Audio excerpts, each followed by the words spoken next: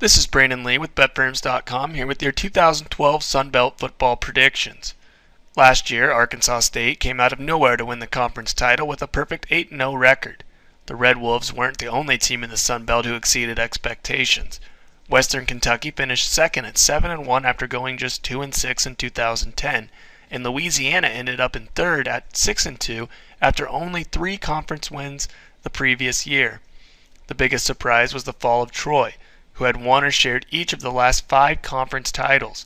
The Trojans found themselves in 7th place at just 2-6 in conference play. Looking ahead to the 2012 campaign, there are as many as 6 teams who come into the season with a legit shot at finishing the year on top of the Sun Belt. As you might have guessed, predicting this conference is about as hard as it gets. Our team of experts have put together their knowledge and ranked the 10 teams in order how we see the conference shaping up this season. First in the Sun Belt, we have the Louisiana Lafayette Ragin' Cajuns. The Ragin' Cajuns are the team to beat in the Sun Belt this season. Louisiana is absolutely loaded on the offensive side of the ball. Not only do they get back one of the top quarterbacks in the conference, they have one of the rising stars at running back and a big-time playmaker at wide receiver.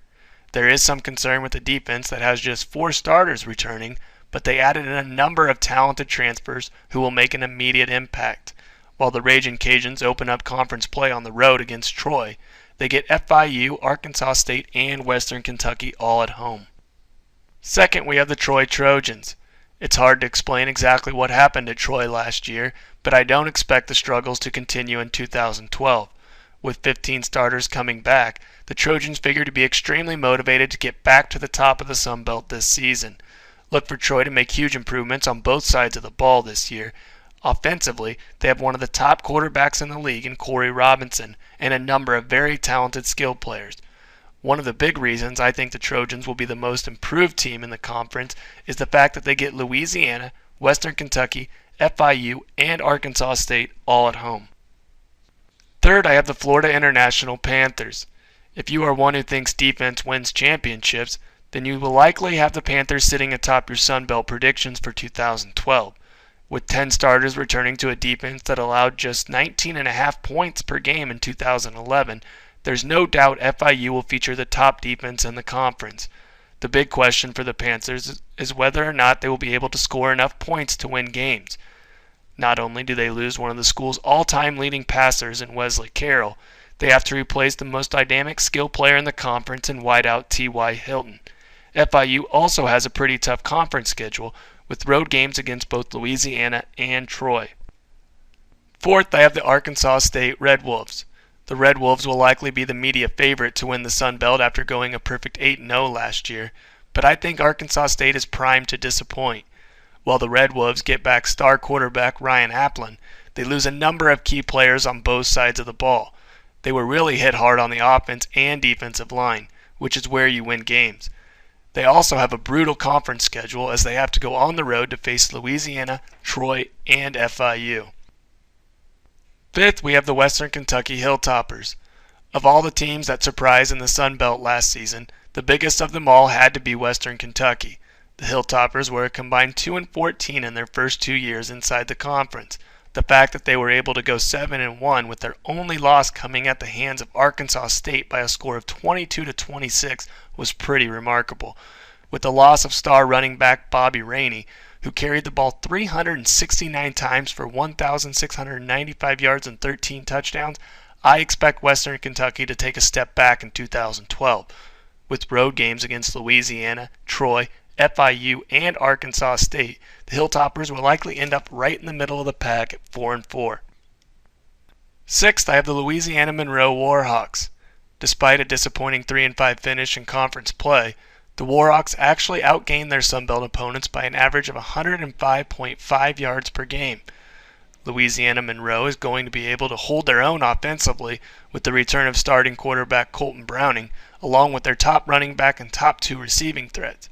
But the defense loses a lot and will likely cost them a number of games. While I have Louisiana Monroe picked in the bottom half of the standings, this is a team that could surprise and finish much higher. Seventh, we have the Middle Tennessee Blue Raiders. The Blue Raiders are coming off a miserable 2011 season where their only conference win came against Florida Atlantic. There's plenty of reason to expect Middle Tennessee to improve in 2012, but I don't think they will be a threat for the conference title. The offense figures to be in good shape with the return of starting quarterback Logan Kilgore, and the defense can't possibly be as bad as it was a year ago. The Blue Raiders have three very winnable games at home against Florida Atlantic, ULM, and North Texas, plus they should be able to take care of business at South Alabama. 8th, we have the North Texas Mean Green. The Mean Green exceeded expectations in the first year under head coach Dan McCarney, as no one expected North Texas to finish up the year at 4-4 in conference play. However, I don't think the Mean Green will be able to match their productivity from last year, as all 4 of their conference wins came against the 4 teams who finished in the bottom half of the standings. With 3 of their 4 home games against the likes of Troy, Louisiana, and Arkansas State, most of their winnable games are on the road. 9th, I have the Florida Atlantic Owls. Despite the fact that the Owls didn't win a single conference game last year, Florida Atlantic is headed in the right direction. New head coach Carl Pelini steps into a pretty good situation with 15 starters coming back, but the Owls have too much ground to make up to expect a huge turnaround. This team will likely pull off a couple upsets and could possibly win as many as 3 conference games. Last in the Sun Belt, I have the South Alabama Jaguars. The Jaguars are about to find out what it's like to play against FBS opponents on a regular basis.